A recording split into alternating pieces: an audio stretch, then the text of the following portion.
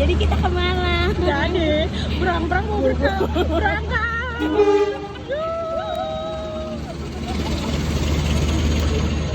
Assalamualaikum, selamat pagi, selamat siang, selamat sore, selamat malam. Yang lagi nonton video ini, kali ini gue dan teman gue gemblong bakal pergi ke Malang selama 4 hari 3 malam.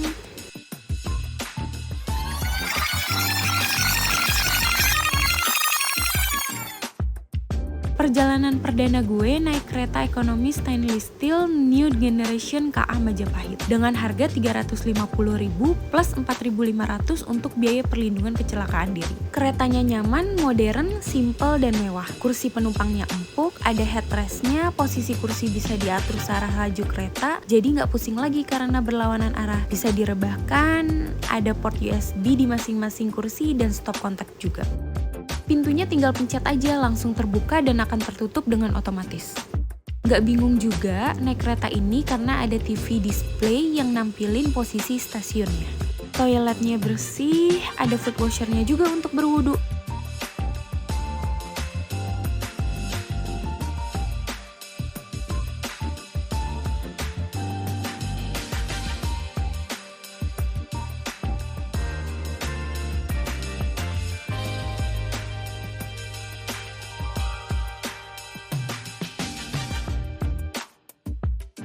Kereta makan yang nyaman, cantik, dan estetik buat nikmatin makanan yang dijual di kereta atau yang kalian bawa sendiri. Tapi ingat ya, jangan terlalu nyaman, bergantian sama yang lain.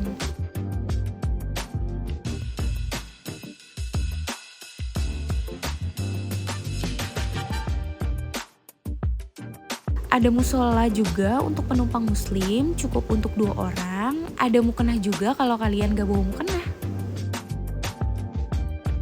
Gue sewa selimut seharga Rp10.000 untuk satu selimutnya karena di kereta ini juga dingin banget. Atau gue aja sih yang lemah atau nggak kuat dingin.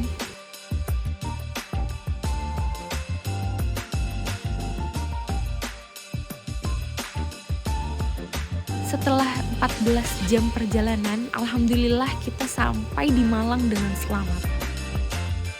Selama di Malang, gue berkeliling Malang dan Batu dengan sewa motor di rental motor Malang Batu atau Wustran Malang. Mereka menyediakan sewa motor, rental mobil city tour, trip Bromo, Tumpak Sewu, dan lain-lain. Untuk sewa motornya mulai dari harga Rp75.000 per hari atau 24 jam.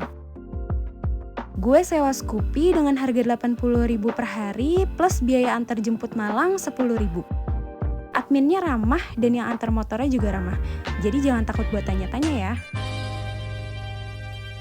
Ini kali ketiga gue menginap di homestay RJA. Dia ada 2 cabang. Cabang pertama di Jalan Jaksa Agung Suprapto dan cabang kedua yang gue inepin kali ini ada di Tawangmangu. Harganya mulai dari Rp39.000 per malam per orangnya. Tempatnya tuh nggak ngecewain, bersihnya dapet, setiap sudut instagramable-nya dapet, kids friendly-nya dapet, nyamannya apalagi dapet banget. Buktinya gue setiap ke Malang nginepnya di sini. Check-in jam 1 siang dan check-out maksimal jam 11 siang. Disediakan juga tempat untuk bilas atau mandi untuk customer yang belum memasuki waktu check-in atau pulang dari Bromo tapi udah waktunya check-out. Bisa titip tas dan koper juga.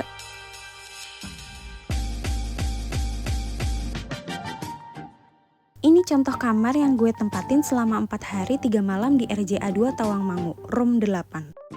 Kasurnya ada atas dan bawah, ada cermin besarnya juga.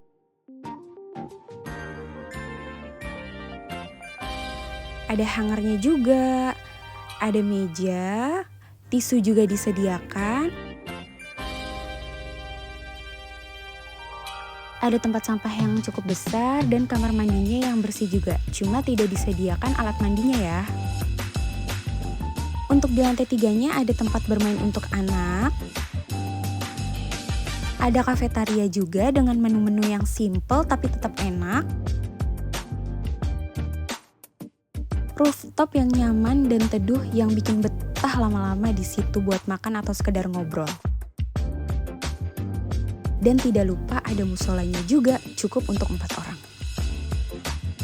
Kafe tersembunyi yang menggabungkan keindahan alam dan kelezatan kuliner yang berlokasi di pusat kota Malang. Tepatnya di Jalan Brawijaya, Pasar Bunga, Klojen. Suasana kafenya kayak damai karena dengar gemercik air dari kolam ikan dan aliran sungai. Sejuk juga karena dikelilingin alam atau pohon-pohon yang hijau-hijau dan rindang gitu. Di sini tuh cocok banget buat kumpul-kumpul keluarga atau teman-teman atau cuma sekadar ngobrol dan bersantai sambil nikmati makanan yang enak-enak. Staffnya juga ramah-ramah, gak lama untuk penyajian makanannya. Gue nyobain nasi maya tomat, nasi tongkol ijo, soda gembira, dan jajanan rumpi yang isinya donat, cireng, kentang. Dan rasanya enak-enak semua, porsinya pas dan murah karena harganya mulai dari Rp6.000 aja. Kayu Tangan Heritage ada di pusat kota Malang, lokasinya nggak jauh dari balai kota dan alun-alun kota Malang. Tepatnya di Kelurahan Kauman, Kecamatan Klojen, termasuk kampung tua di kota Malang. Kampung ini sudah ada sejak abad ke-13. Pertama masuk, langsung disuguhkan sama UMKM yang menjual makanan, minuman ringan, dan beberapa oleh-oleh khas Malang. Harga tiket masuknya Rp5.000 aja dan dapat 1 lembar foto rumah-rumah peninggalan kolonial. Selama di Kampung Heritage, gue mampir ke beberapa tempat, kayak Hamur Mbah Endut yang ternyata tutup, lanjut ke Sungai Sukun. Sungai ini sudah ada sejak abad 12, digunakan sebagai sumber air untuk bercocok tanam pada zaman dahulu. Dan aliran sungai ini bersumber dari daerah aliran sungai Berantas mengalir sampai arah Sukun hingga ke daerah Kepanjen. Gue nyobain es krim lepen atau artinya sungai yang ada di seberang sungai atau kali. Nikmatin makan es krim sambil lihat dan dengar aliran sungai.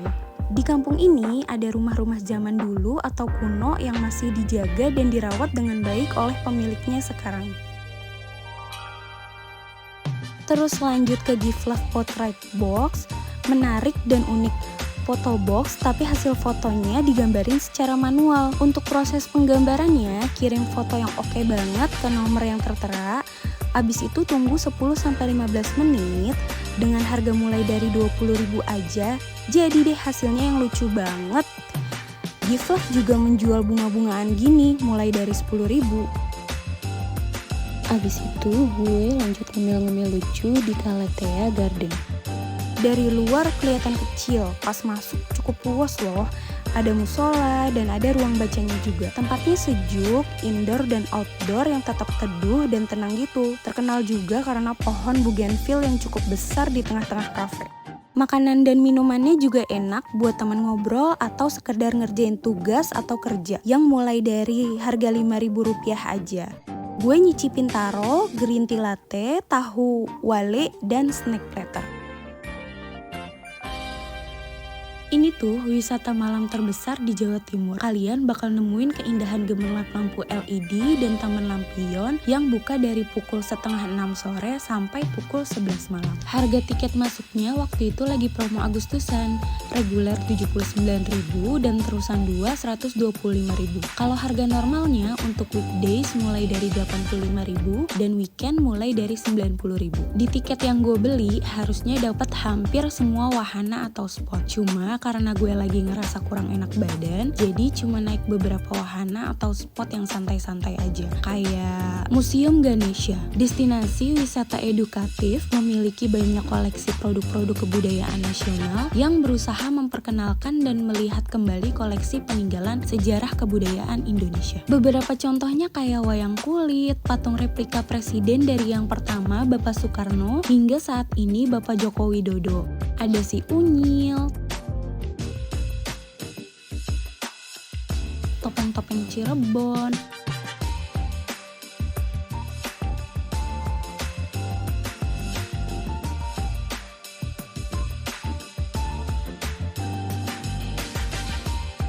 reok Ponorogo, dan masih banyak lagi.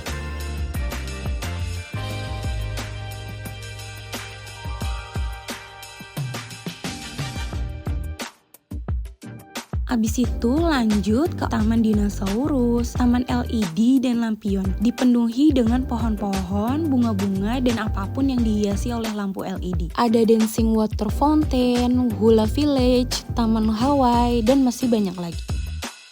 Untuk wahananya kayak carousel yang gue liatin doang, gak gue naikin.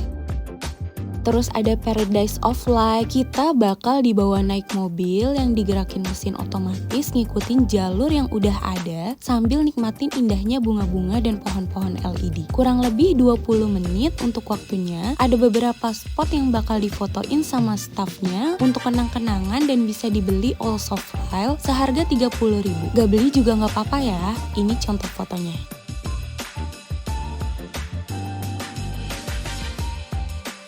Lanjut naik New Magic Journey. Kalau tadi naik mobil, yang ini naik perahu ala-ala di Venesia gitu. Ada staff yang mendayung, jadi kita duduk santai aja, nikmatin aliran sungai sepanjang 500 meter dengan kedalaman 50 cm dengan lama perjalanan kurang lebih 30 menit. Kita disuguhin lagi pohon dan bunga-bunga LED. Ada juga yang lain seperti Roma, Jungle Book, Forest, Venice Italy, Korea, dan lain-lain. Ada beberapa spot foto yang bakal difotoin sama staffnya juga untuk kenang-kenangan dan bisa dibeli sebagai paket mulai dari 30.000, tapi kalau gue beli yang 100.000 dapat 2 cetak foto dan all files di 2 spot. Gak beli juga gak apa-apa ya, ini contoh fotonya.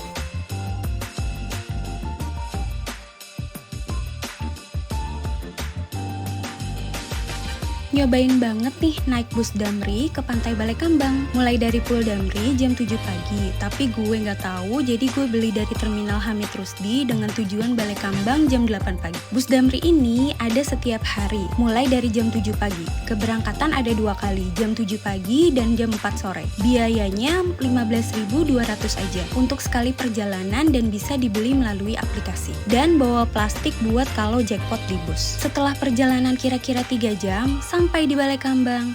Untuk tiket masuk Balai Kambangnya 20.000 per orang. Bus akan nungguin di sekitar pantai sampai jam 2:15 menit. Jadi bisa nikmatin pantai dari jam 11 sampai jam 2 ya.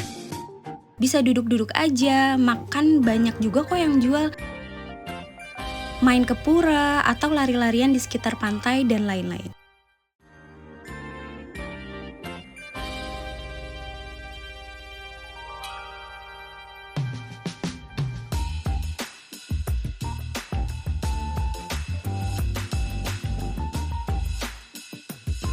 Jam 2.15 kembali ke bis lagi untuk mampir ke Pantai Sendang Biru untuk yang mau bawa oleh-oleh ikan dan lain-lain sampai jam 3 sore. Jam 3 kembali lagi ke Malang dengan bus yang sama dan harga yang sama, tapi pesan lagi tiketnya lewat aplikasi ya. Sampai di Malang jam 6 sore.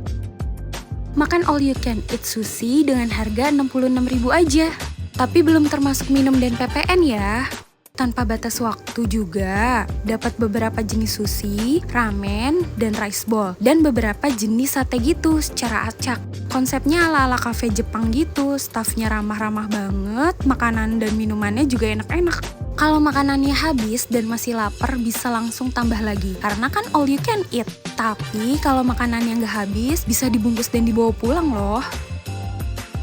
Gue makan Kizuna Sushi cabang Malang, tepatnya di Jalan Bunga Leli nomor 4 Lowokwaru. Ada beberapa cabang lain di beberapa kota juga. Ini cabang-cabang lainnya.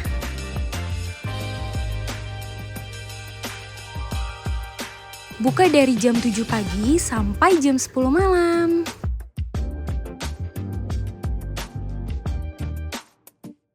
Karena pulang dari Malang gue males cuci baju kotor banyak-banyak, jadi sebagian baju gue udah di laundry nih di Fast Laundry yang benar-benar fast. Karena di sini bisa laundry 3 jam aja selesai, tapi gue milihnya yang 6 jam selesai. Lokasinya ada di Jalan Kedawung nomor 42 Tulus Rejo, melayani 24 jam dan gratis antar jemput. Total dan infonya kalau laundrynya sudah selesai juga melalui WhatsApp. Mudahin kita banget kan?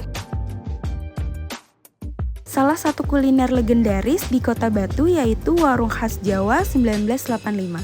Yang dari namanya juga udah terpampang nih bahwa warung ini mulai beroperasi sejak tahun 1985. Pas masuk, ternyata ada beberapa tokoh yang pernah mampir juga ke sana, salah satunya Bapak Joko Widodo. Dan pas makin ke dalam, gue ngerasa nuansa tradisional Jawa banget. Dekorasinya sederhana tapi tetap indah karena ada sentuhan budaya seperti batik, wayang, dan seni ukir kayu. Dan ada area outdoor juga yang nyediain pilihan tempat duduk bernuansa modern dan simple. Pegawai atau stafnya ramah-ramah dan sigap buat ngasih pelayanan yang cepat dan jelas.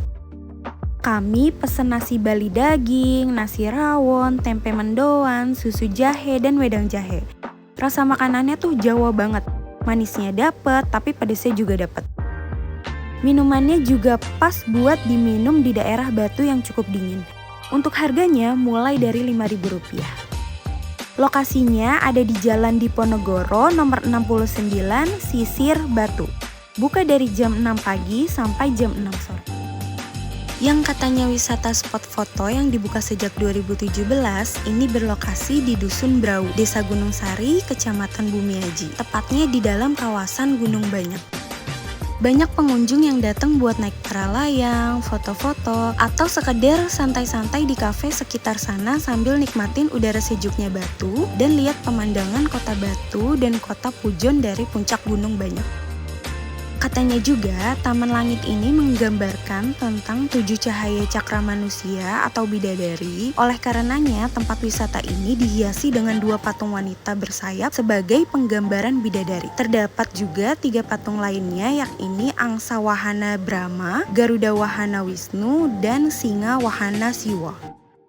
Buka dari jam 7 pagi sampai jam 9 malam. Untuk harga tiket masuknya, pertama bayar tiket masuk untuk kawasan Gunung Banyak Rp20.000 seorangnya plus motor Rp5.000. Terus kalau mau masuk ke kawasan Omah Kayu itu bayar lagi Rp10.000, tapi gue nggak masuk. Dan untuk masuk Taman Langitnya juga bayar lagi Rp10.000 per orangnya. Asli, di sini tuh sejuk banget dan buat nafas pun udaranya masih enak banget. Dan enak banget juga buat santai-santai sampai tiduran gini.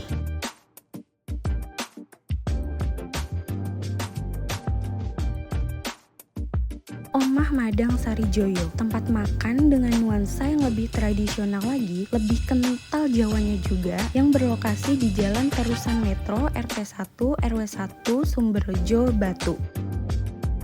Dari tempat, suasana, sampai stafnya pun konsepnya Jawa banget, dengan pakaian kebaya untuk yang perempuan dan beskap untuk yang laki-laki. Stafnya ramah-ramah banget, baru datang aja langsung disambut atau dijelaskan bagaimana konsep makannya. Untuk harganya mulai dari Rp5.000. Kami ambil nasi jagung, telur dadar, sate daging, cumi pedas, es sinta, dan wedang uwu. Untuk rasanya enak, tapi kalau dipasangkan dengan harganya, menurut gue hitungannya mahal sih. Tapi kalau cari suasananya, konsepnya sih emang keren dengan full Jawa, sampai ke lagunya juga. Di sana juga jual cemilan Jawa seperti cenil, grontol, dan lain-lain. Buka dari jam 7 pagi sampai jam 7 malam.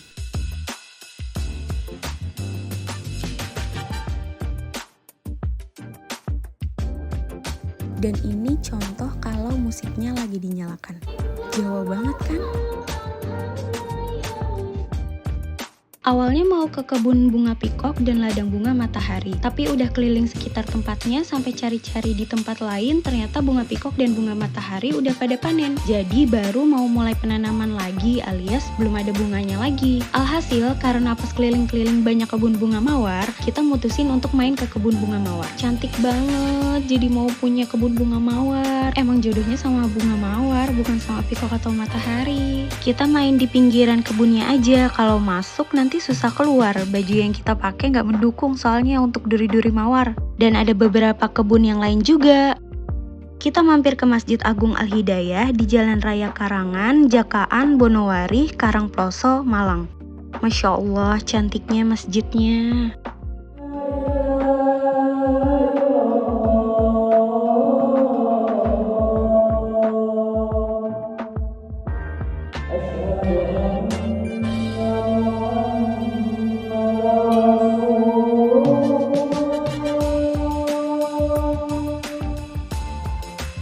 Gue ke Bromo lagi nih, untuk kali kedua gue dengan open trip yang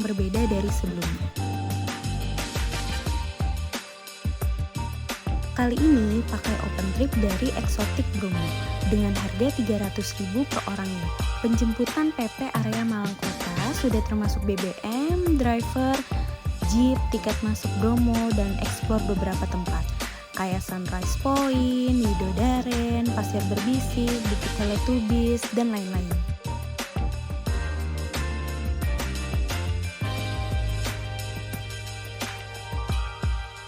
Dokumentasi all file dan tour guide yang gue tanya apa aja seputaran Bromo dia jawabin, alias baik bener.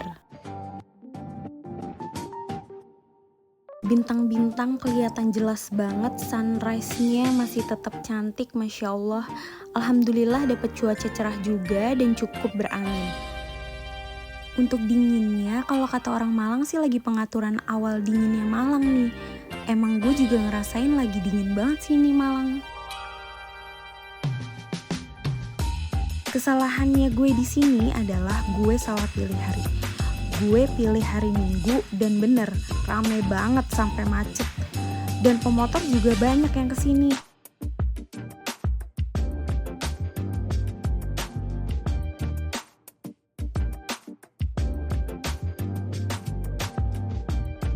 Kalau kesini di hari kerja, mungkin bisa lebih menikmati suasana, tempat, dan momennya Bromo sih.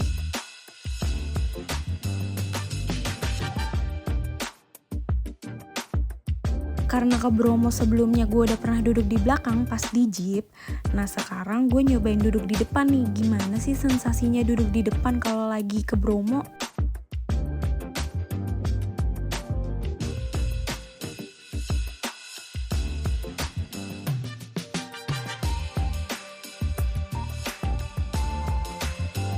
Dan ini beberapa kenang-kenangan saat di sana.